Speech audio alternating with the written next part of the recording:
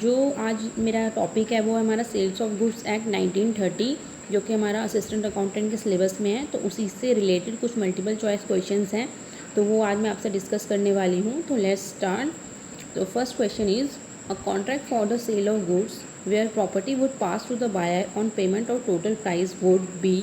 तो इसका आंसर आएगा हमारा एग्रीमेंट टू सेल। तो हमें पता है कि सेल जो हमारी होती है वो इमीडिएट ट्रांसफ़र हो जाती है, जो उसमें प्रॉपर्टी इन गुड्स होती है जो इमीडिएटली ट्रांसफ़र हो जाती है सेलर टू बायर, ठीक है। और एग्रीमेंट टू सेल में होता है कुछ कंडीशन होती है जो पूरी होती है, उसी के बाद जो होता है ओनरशिप ट्रांसफ़र होती है, ठीक है। तो इसमें कंडीशन ये है, यहाँ पे बोल रहा है कि contract for the sale of goods where property would pass to the buyer on payment of total price would be, मतलब टोटल प्राइस जब पूरी पे हो जाएगी तब ओनरशिप ट्रांसफ़र होएगी, ठीक है। तो फिर इसमें कंडीशन है तो ये एग्रीमेंट टू सेल आएगा। तो उसके बाद सेकंड क्वेश्चन है the term goods under the sale of goods act does not include. तो जो गुड्स की डेफिनेशन दी हुई है सेल ऑफ गुड्स एक्ट 1930 में, उसमें इनमें से कौन सा नहीं आएगा। तो पहला है a goodwill, actionable claims, stock and shares, harvested crops, ठीक है। तो हमारा गुडविल जो गुड्स की डेफिनेशन में वो टेंजिबल और इंटेंजिबल दोनों आते हैं। हमारा मूवेबल प्रॉपर्टी आता है, इमूवेबल प्रॉपर्टी नहीं आता। और हमारा स्टॉक एंड शेयर्स भी आता है उसके अंदर, हार्वेस्टेड क्रॉप्स भी आते हैं। तो हमारा एक्शनेबल क्लेम नहीं आएगा, तो इसका आंसर आएगा बी, ठीक है, एक्शनेबल क्लेम। तो क्वेश्चन नंबर थर्ड में अगर हम जाएं तो क्वेश्चन नंबर थर्ड है contract for the sale of future good is. तो अभी मैंने आपको बताया ही था कि हमारा जो सेल होती है वो इमीडिएट ट्रांसफ़र, और जो उसमें प्रॉपर्टी होती है, प्रॉपर्टी इन गुड्स होती है जो, वो इमीडिएट ट्रांसफ़र हो जाती है। और जो एग्रीमेंट टू सेल होता है वो फ्यूचर डेट में होती है, ठीक है, after completion of any condition. तो इसमें हमारा ऑप्शन बी आएगा, ठीक है। उसके बाद क्वेश्चन नंबर 4 में जाते हैं हम। अगर हम क्वेश्चन नंबर 4 की बात करें तो क्वेश्चन नंबर 4 है the sale of goods act 1930 deals with the sale of goods act 1930 किससे डील करता है, मूवेबल गुड्स ओनली, ठीक है। तो हमारी डेफिनेशन ही है कि उसमें मूवेबल गुड्स आते हैं, इमूवेबल गुड्स नहीं आते हैं। तो इसका आंसर ए आएगा। उसके बाद क्वेश्चन नंबर 5 में जाते हैं हम। क्वेश्चन नंबर 5 है under sell goods act 1930 the term goods means every kind of movable property and includes. तो उसमें हम इंक्लूड करते हैं stock and share, growing crop, grass, तो ये दोनों आएंगे। तो इसका फिफ्थ का आंसर सी आएगा, ठीक है। उसके बाद क्वेश्चन नंबर 6 है sales of goods act 1930 deals with, किससे डील करता है, सेल से डील करता है, ठीक है। उसमें ये तो नहीं आता है मॉर्गेज और प्लेज नहीं आता है, उसमें सेल आता है। तो सेल आएगा इसका ऑप्शन, ए आएगा इसका ऑप्शन, ठीक है। उसके बाद क्वेश्चन नंबर 7 पे अगर हम जाएँ तो क्वेश्चन नंबर 7 है which one of the following is true. तो इनमें से कौन सा सही है। The provision of sale of goods were originally with the Indian contract act 1872। Sale of goods act 1930 deals with mortgage. Sale of goods act restrict the parties to modify the provision of law, none of the above. तो इसका option हमारा जो आएगा वो ए आएगा, ठीक है। तो इसमें 7 का हमारा ऑप्शन ए आएगा। The provision of sale of goods were originally with the Indian contract act 1872। ये हमें पता है कि जनरल प्रोविजन जो इंडियन कॉन्ट्रैक्ट एक्ट की है वो सेल ऑफ गुड्स एक्ट में भी लगती है, ठीक है। तो फिर ये जो हमारी प्रोविजंस हैं वो कहाँ, originally with Indian contract act 1870 से है, ठीक है। तो फिर उसके बाद क्वेश्चन नंबर 8 है goods which are in existence at the time of contract of sale is known as. तो at the time of sale अगर गुड्स हैं हमारे पास तो उसको हम एग्जिस्टिंग गुड्स बोलते हैं। तो उसका ऑप्शन आएगा डी, ठीक है। उसके बाद जो हमारा एग्रीमेंट टू सेल में क्या होता है, फ्यूचर गुड्स से डील करते हैं हम, गुड्स हैं नहीं at the time of sale, ठीक है, फ्यूचर में वो तैयार होंगी बन के, तो वो हमारा फ्यूचर गुड्स होता है। ये हमारा यहाँ पे एग्जिस्टिंग गुड्स ऑप्शन आएगा। उसके बाद क्वेश्चन नंबर 9 है which one of the following is not form of delivery. तो इसमें 4 ऑप्शन है, constructive delivery, structure delivery, actual delivery, symbolic delivery, ठीक है। जो हमारा कंस्ट्रक्टिव डिलीवरी होता है जिसमें मतलब हमारा पोजेशन, एक्चुअल जो पोजेशन होता है वो चेंज नहीं होता, ठीक है, सेल होती है लेकिन एक्चुअल पोजेशन चेंज नहीं होता। जो कस्टडी बोलते हो वो चेंज नहीं होती है। उसके बाद जो बी स्ट्रक्चर डिलीवरी नहीं है यहाँ पे हमारा फॉर्म ऑफ डिलीवरी, और एक्चुअल डिलीवरी तो means actual delivery goods transfer हो गए हैं, और सिम्बॉलिक डिलीवरी मीन्स कि कुछ सिंबल के थ्रू कि हाँ सेल हो गया, जैसे कि चाबी दे दी किसी को, तो इसमें हमारा सिम्बॉलिक डिलीवरी आएगा। ठीक है, तो इसमें हमारा इस क्वेश्चन में जो हमारा पूछा है तो विच of the following is not form of delivery, not पूछा कि इनमें से कौन सा नहीं है, तो इसमें बी आएगा स्ट्रक्चर डिलीवरी। स्ट्रक्चर डिलीवरी हमारा कोई फॉर्म नहीं है। ठीक है, तो इसका बी ऑप्शन सही आएगा। उसके बाद हम क्वेश्चन नंबर 10 देखते हैं। Which one of the following is are document or title to goods. ठीक है, तो इसमें कौन सा है जो डॉक्यूमेंट ऑफ टाइटल है, तो इसमें से हमारा जो आंसर आएगा वो आएगा D, all of the above. ठीक है, ये सभी टाइटल डॉक्यूमेंट ऑफ टाइटल है, तो इसका ऑप्शन डी आएगा।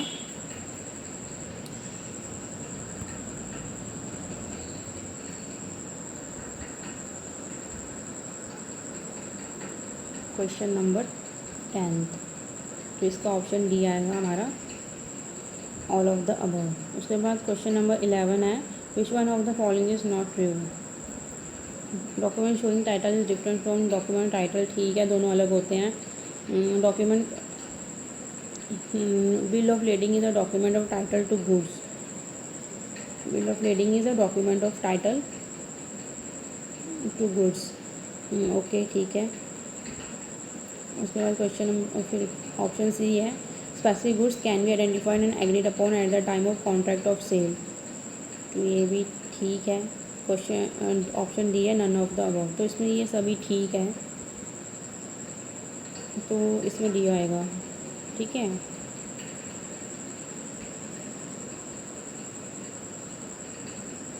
उसके बाद हमारा अगला क्वेश्चन हम देखें तो question number 12। Mercantile agent is having an authority to. जो मर्केंटाइल एजेंट होता है, ठीक है, तो उसको क्या अथॉरिटी होती है। सेल और consign goods, raise money on the security of goods, sale और buy goods, any of the above. तो उसमें एजेंट होता है, उसके बाद सारी अथॉरिटी हो जाती है, तो उसमें डी आएगा option, any of the above. उसके बाद क्वेश्चन नंबर 13 है। Contract cell is. कॉन्ट्रैक्ट हमारा दोनों ही होते हैं, कॉन्ट्रैक्ट ऑफ सेल जो हमारा दोनों ही होते हैं, एग्जीक्यूटरी कॉन्ट्रैक्ट और एग्जीक्यूटेड कॉन्ट्रैक्ट। एग्जीक्यूटेड कॉन्ट्रैक्ट जो होते हैं मतलब करंट में जो हो गया है कॉन्ट्रैक्ट, ठीक है, और एग्जीक्यूटरी कॉन्ट्रैक्ट जो फ्यूचर में होगा, अभी हुआ नहीं है, कंप्लीट नहीं हुआ है। ठीक है, तो इसमें ए और बी दोनों आएंगे, इसका आंसर आएगा सी। उसके बाद क्वेश्चन नंबर 14 में, in which of the contract the property in the goods passes to the buyer immediately. तो इमीडिएटली हमारा सेल में जाता है, जो हमारी प्रॉपर्टी इन गुड्स मतलब होता है ऑनरशिप जो पास होती है बायर के पास, वो इमीडिएट सेल होगी, उसमें होगा। ठीक है, उसके बाद 15 है question number. In case of hire purchase the hirer can pass title to bona fide purchaser. ठीक है, हायर जो हमारा हायर परचेज होता है उसमें हायरर होता है, मतलब जो जिसके पास जो गुड्स हायर करता है, ठीक है, तो वो आगे गुड अगर उससे कोई गुड खरीदेगा तो वो क्या उसको गुड टाइटल दे पाएगा। तो कि तो इसमें दो ऑप्शन दिए हुए हमें, ट्रू और फॉल्स, तो इसमें हमारा फॉल्स आएगा। ठीक है, क्योंकि नहीं दे सकता, क्योंकि वो ऑनर नहीं है उसका गुड्स का। उसके बाद क्वेश्चन नंबर 16 देखें तो, in a contract of sale the agreement may be expressed or implied from the conduct of the parties. तो इसमें क्या आएगा ऑप्शन, इसमें ऑप्शन आएगा ए, ट्रू। क्वेश्चन नंबर 17 है। In a contract of sale subject matter of contract must always be money. तो इसमें हमारा फॉल्स आएगा 17 का भी, इसका हमारा ऑप्शन 17 का हमारा जो है फॉल्स आएगा, ऐसा नहीं होता। ठीक है, अब हम क्वेश्चन नंबर 18 देखें तो, If a seller handed over the keys of a warehouse containing the goods to the buyer, result in, तो इसमें ऑप्शन 4 है हमारे पास, constructed delivery, actual delivery, symbolic delivery, none of the above. तो इसमें क्या आएगा, अगर कीज़ हैंडेड ओवर की जाती हैं तो ये हमारा सी, सिंबॉलिक डिलीवरी आएगा, तो इसका ऑप्शन सी आएगा। उसके बाद क्वेश्चन नंबर 19 में जाएँ तो क्वेश्चन नंबर 19 है, if A agrees to deliver 100 kg of sugar to be in exchange of 15 meters of clothes, then it is,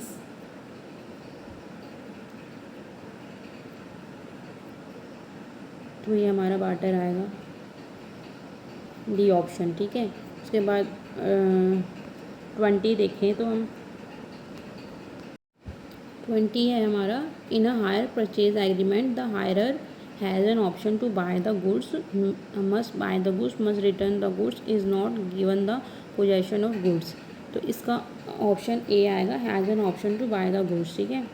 वो सारी पेमेंट कर दे और गुड्स जो है बाय कर ले, ठीक है। उसके बाद क्वेश्चन नंबर 21 है, ए agrees to deliver his old car valued at 80,000 to be a car dealer in exchange of new car and agrees to पे the difference in cash, it is, तो इसमें ऑप्शन ए आएगा, contract of cell.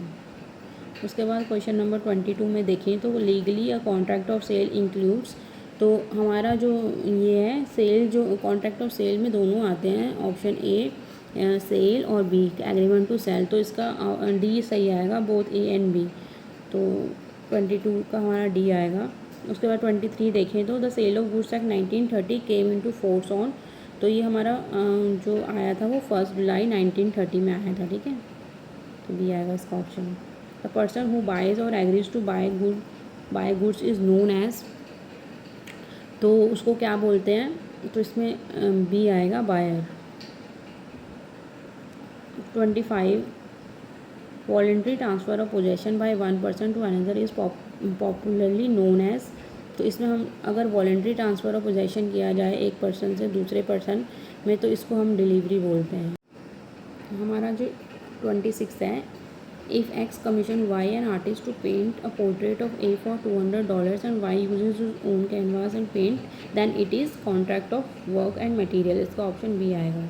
उसके बाद the property in the goods means the, तो इसमें आएगा हमारा option C, ownership of goods, ठीक है। उसके बाद क्वेश्चन नंबर 28 देखें तो goods are at the risk of the party who has the, जिसके पास क्या होगा, ओनरशिप होगी, ठीक है, उसके पास उसको रिस्क होगा, मतलब अगर गुड्स डैमेज हो जाती हैं तो उसकी सिरदर्दी है जिसके पास ऑनरशिप है उस गुड्स की। अगर सेलर के पास है तो सेलर जो भी रिस्क बियर करेगा, और अगर बायर के पास है ओनरशिप तो बायर रिस्क बियर करेगा। उसके बाद क्वेश्चन नंबर 29 है हमारा, 29 में in case of sale of standing trees the property passes to the buyer when trees are felled and ascertained, not felled but earmarked, counted and ascertained, both B and C, तो इसका option A आएगा, felled and ascertained, ठीक है, तो A option आएगा इसका। तो ये हमारे कुछ क्वेश्चंस थे सेल ऑफ गुड्स एक्ट 1930 के, तो बाकी के क्वेश्चंस मैं बाद में उसको अपलोड करूँगी, तो आप उनको देख सकते हैं, ठीक है गाइस। तो आपको अगर ये वीडियो पसंद आई तो आप इसको सब्सक्राइब कीजिए और शेयर कीजिए, सो दैट आगे भी मैं वीडियो बनाती रहूँ ऐसे। Thank you so much.